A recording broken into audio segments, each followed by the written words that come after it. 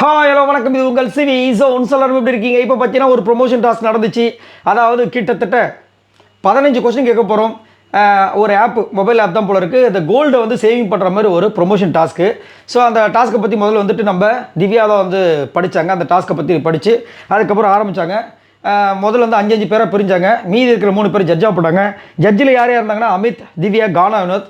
ஏன்னா புது டீமாக இருக்குது அப்படின்னு கேட்டிங்கன்னா அதான் அந்த டீம் தான், இந்த 3வது டீமு. அதுக்கப்புறம் பார்த்தீங்கன்னா மீதி இருக்கிற 10 பேர் வந்து யார் யாரை பிரிஞ்சாங்கன்னா டீம் ஏ.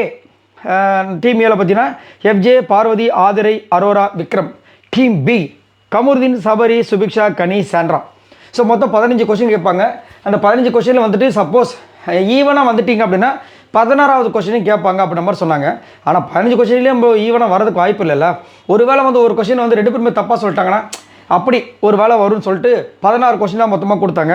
ஆனால் 15 கொஸ்டின்லேயே வந்துட்டு தெரிஞ்சிருச்சு யார் வின்னர்னு. ஸோ டீம் ஏ வந்து 6 தான் சொன்னாங்க கரெக்டாக. ஆனால் டீம் பி 9 சொல்லி இந்த சுற்றை வந்து வின் பண்ணாங்க.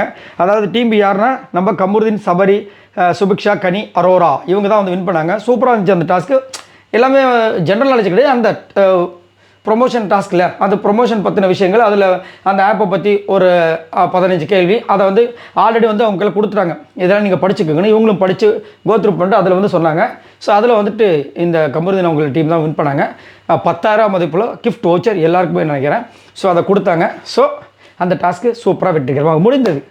ஸோ இப்போ வந்து பார்த்தீங்கன்னா அதுக்கப்புறம் தான் நம்ம பார்வதி வந்துட்டு க்ரைங் பண்ணுற விஷயங்களாக வந்துச்சு. ஸோ இதை பற்றி உங்களோட கருத்துக்களை சொல்லுங்கள். ப்ரொமோஷன் டாஸ்க் வர வர வந்து பார்த்தீங்கன்னா இன்னும் இன்ட்ரெஸ்டிங்காக முன்னாடிலாம் பார்த்தீங்கன்னா ஞாபகம் இருக்குன்னு நினைக்கிறேன்.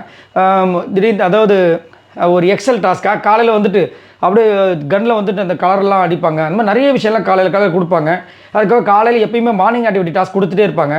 பட் இப்போலாம் பார்த்தீங்கன்னா அதெல்லாம் எதுவுமே இல்லை. அதனால் சுவாரஸ்யம் ரொம்ப கம்மியாக இருக்க மாதிரி இருக்குது. ஏதோ இந்த விஜய் பார்வதியால் கொஞ்சம் ஓடிட்டு இருக்குது. அதுக்கப்புறம் இப்போ கமருதீன், இந்த மாதிரி ஒரு சில பேர், கனி, அதுக்கப்புறமா நம்ம விக்ரம், அதுக்கப்புறம் யார் சாண்ட்ரா, இந்த மாதிரி ஒரு சிலரால் தான் இந்த பிக் பாஸ் சீசன் 9 ஓடிட்டு இருக்குது. இல்லைன்னு வச்சுக்கேன் அப்படி போயிட்டுருக்கோம். ஸோ இதை பற்றி உங்களோட கருத்துக்களை சொல்லுங்கள். பாய் நண்பர்களே.